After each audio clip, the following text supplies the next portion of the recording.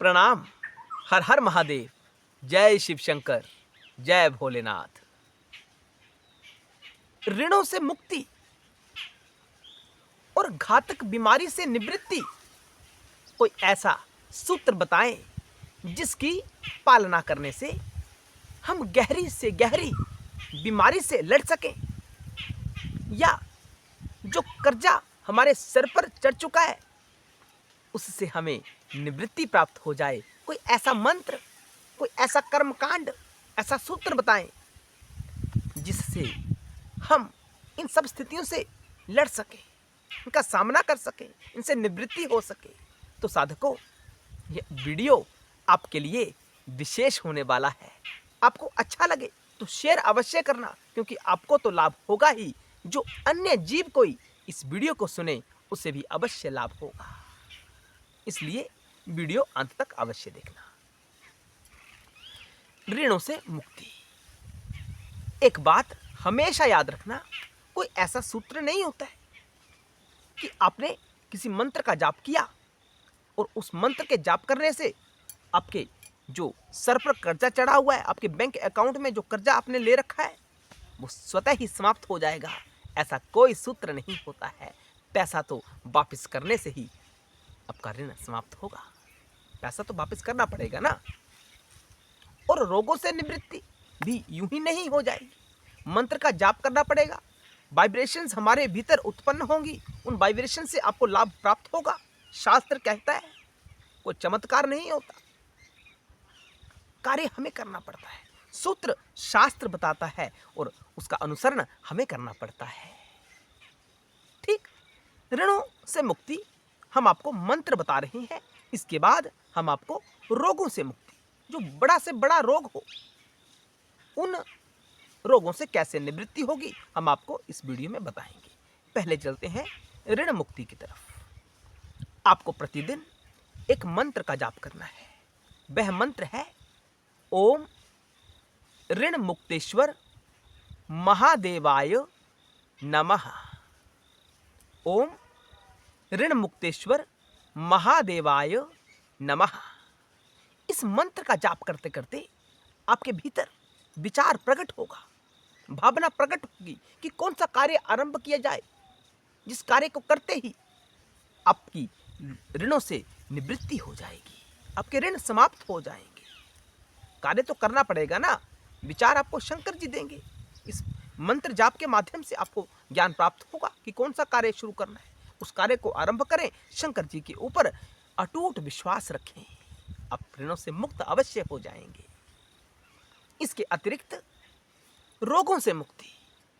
साधकों, आप किसी भयंकर बीमारी से जूझ रहे हैं, दो बातें करनी है। जो बातें निषेध कही गई हैं, जो बीमारी आपको है, उस बीमारी के चलते जो वैद्य ने आपको मना किया हुआ है, आपको वैद्य ने मना किया हुआ है, निषेध बताया है कि इन चीजों का सेवन नहीं करना है, उन चीजों का सेवन करना बंद कर दें। शक्ति कहां से प्राप्त होगी? महाराज नहीं कर सकते। हम तो बचपन से ये हमें लत लगी हुई है नशे की, हम कैसे छोड़ सकते हैं? तो शंकर जी से प्रार्थना करें, शिवालय में जाएं, शंकर जी को एक लोटा जल का अर्पित करें, श्रद्धा भाव के साथ शंकर जी के ऊपर विश्वास करें और शंकर जी को कहें कि हे बाबा, मैं अपनी इस गलत आदत को छोड़ना चाहता हूँ, मेरा सहयोग करें। मैं नहीं छोड़ पा रहा, मैं छोड़ना चाहता हूँ, आप मेरा सहयोग करें। शंकर जी से प्रार्थना करें और हठपूर्वक उस आदत को 21 दिनों तक, कितने दिनों तक? 21 दिनों तक रोक कर रखें, हठपूर्वक। और हम दावे के साथ कह सकते हैं, हम शिव योग से कह सकते हैं कि 22वें दिन आपकी वो आदत स्वतः ही छूट जाएगी। जो रोग आपको लगा हुआ है, जैसे आपको मधुमेह का रोग है, तो मना किया जाता है कि आपको मीठा भोजन कम प्राप्त करना है। तो महाराज छोड़ ही नहीं पा रहे, तो शंकर जी से प्रार्थना करें, शंकर जी आपको अवश्य शक्ति प्रदान करेंगे। इसके अतिरिक्त शिवालय जाएं, शिवलिंग के ऊपर काले तिल अर्पित करें। क्या अर्पित करना है? काले तिल। जल में काले तिल मिलाएं और शंकर जी को अर्पित करें श्रद्धा भाव के साथ। विश्वास होना चाहिए, आपकी रोगों से निवृत्ति अवश्य हो जाएगी, हम दावे के साथ कह सकते हैं। 2 काम बताए हमने। एक, शंकर जी से प्रार्थना करें कि जो निषेध है, जो विषय वस्तु निषेध है उस बीमारी में,